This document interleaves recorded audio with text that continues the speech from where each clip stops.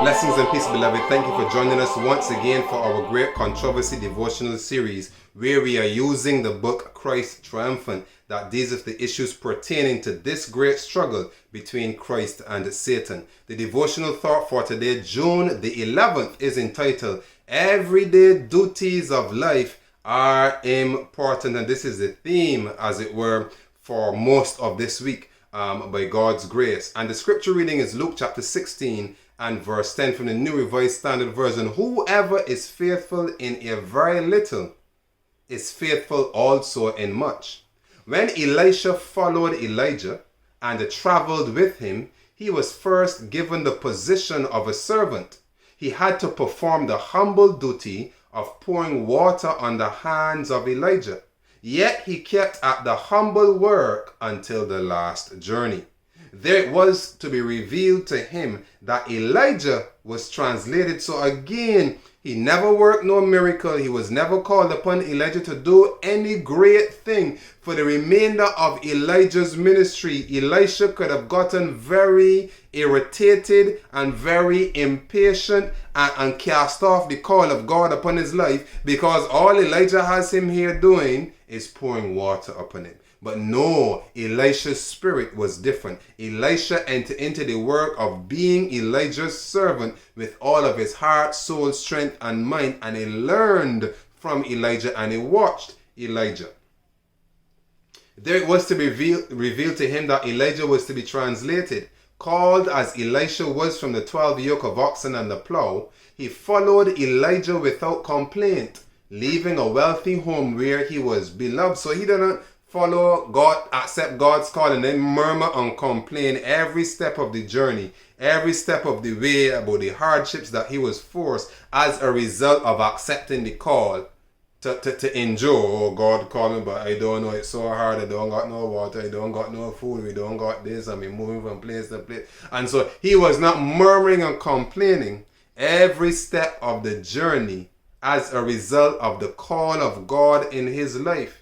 He bore it cheerfully because that experience went along with the territory and with the lessons that God was teaching him, that he may be able to faithfully execute the office of a prophet.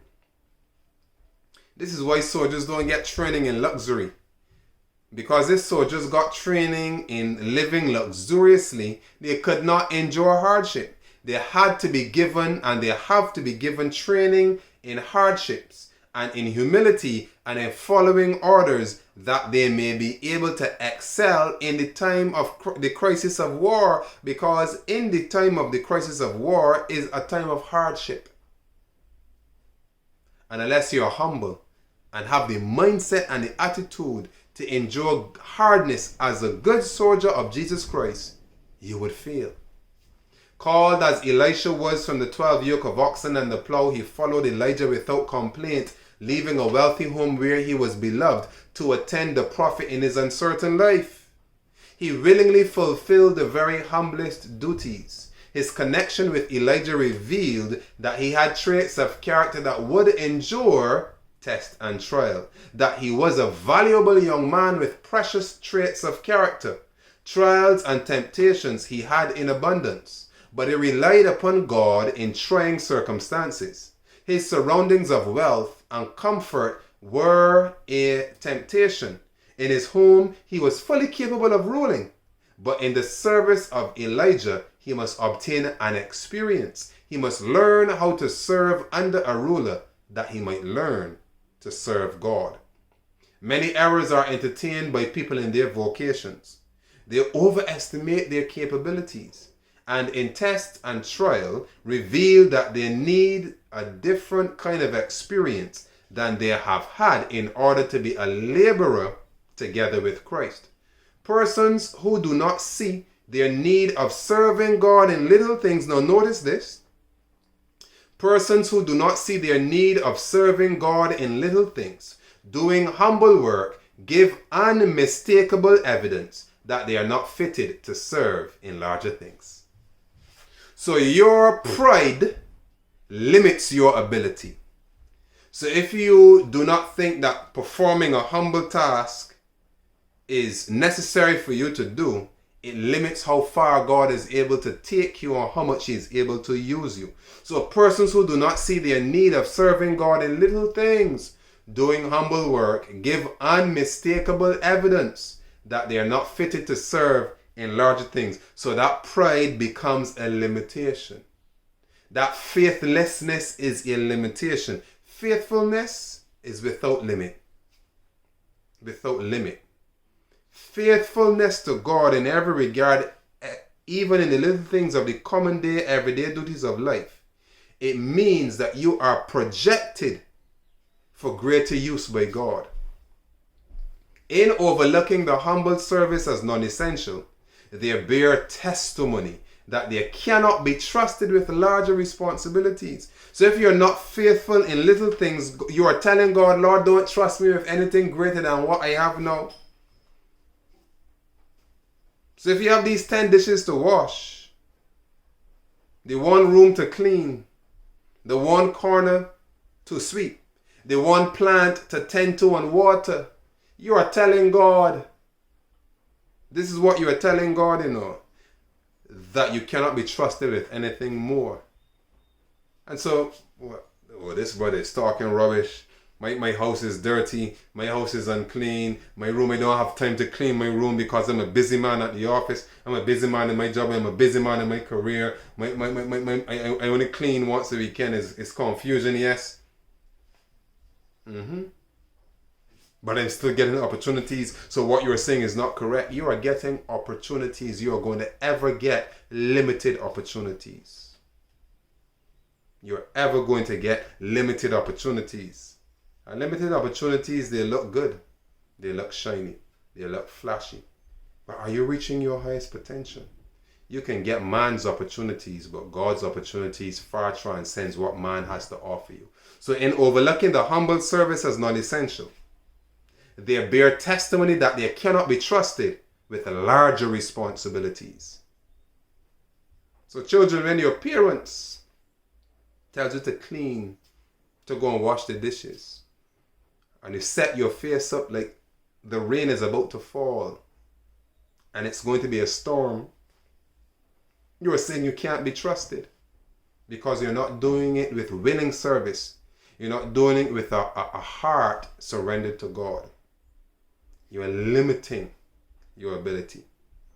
When you know it is supposed to go at point A and you put it at point B and you relegate it to, oh, don't be so critical, you are saying to God, I can't be trusted. You are saying to God, Lord, I'm of the mentality that if I can't worship you on the Sabbath because I have to go to work, I'll give you that worship on a Sunday or Tuesday. That's what you are saying to God. You're giving God your standard, but you're not coming up to His.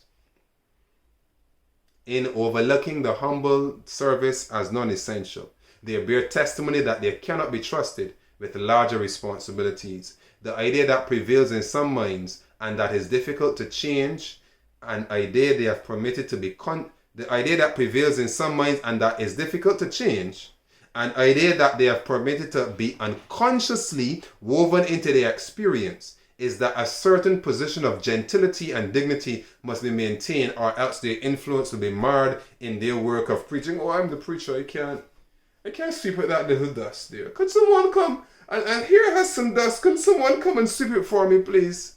Huh? Is your hand broken, brother? Here's the broom. We are not your servants. We were in a mission field at one point, and it was an incredible thing where I actually saw students being commanded to wash the underwear of missionaries that came. Everybody was missionaries, but they were different classes. Some were volunteer and some were student missionaries. And so I saw student missionaries being forced to wash the underwear of the volunteer missionaries. What nonsense, brother. You came here, wash your underwear yourself. Ain't nobody got time for that. And it's not a lack of humility on the student missionary part, is unfair. You come to the jungle to do missionary work, know that there's no washing machine. Yes, People video on YouTube and see how do you wash clothes with your hands. But you can't force. It's wrong. Fundamentally wrong. To force some person to wash your underwear. That's your thing. That's your thing, baby. So I've seen some stuff, beloved. So forgive me. Forgive me. So people have an idea that prevails in their minds that is difficult to change, which they have allowed to be unconsciously woven into their experience, which is a certain position of gentility and dignity must be maintained, or else their influence will be marred in their work of preaching. When somebody see me doing such a humble task, they're not going to respect me. They're not going to say that I'm nobody important. That's our thinking. So you're going to see me wash clothes, beloved. You're going to see me clean dishes. You're going to see me sweep the house. You're going to see me rake the yard. You're going to see me tend to my plants. You're going to see me do everything the only thing that I don't do that is connected with my life is build rockets, because that is not connected to my life. But surely if it was, I'll do what I have to do when it needs to be done, because it needs to be done. That's just me. So people have a false sense of dignity then.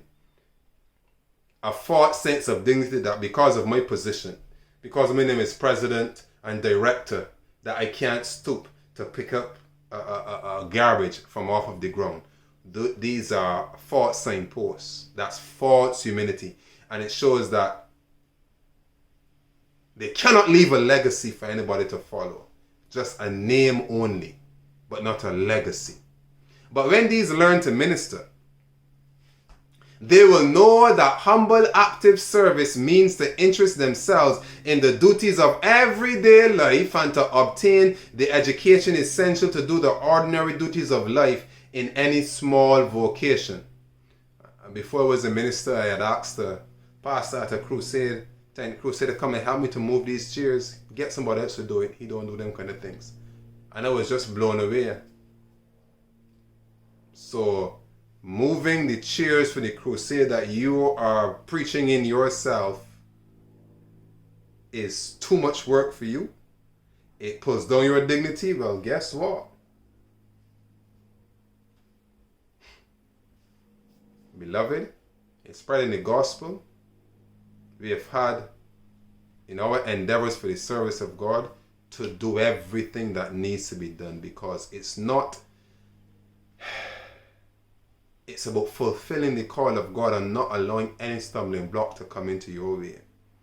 So whether we have to build the tent ourselves, which we have had to do, whether we've had to make the chairs ourselves, which we have had to do, whatever the task is, however humble, which we have had to do, you do it because Christ would do this.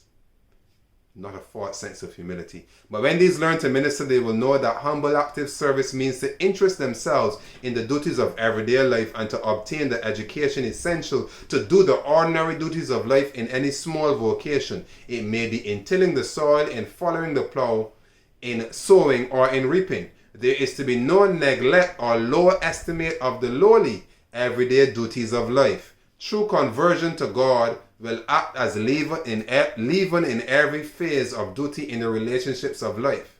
Then, if the Lord sees us faithful in that which is least, diligent and persevering in the use of our physical powers, doing with our hands that which someone must do, he will say, "Come up higher.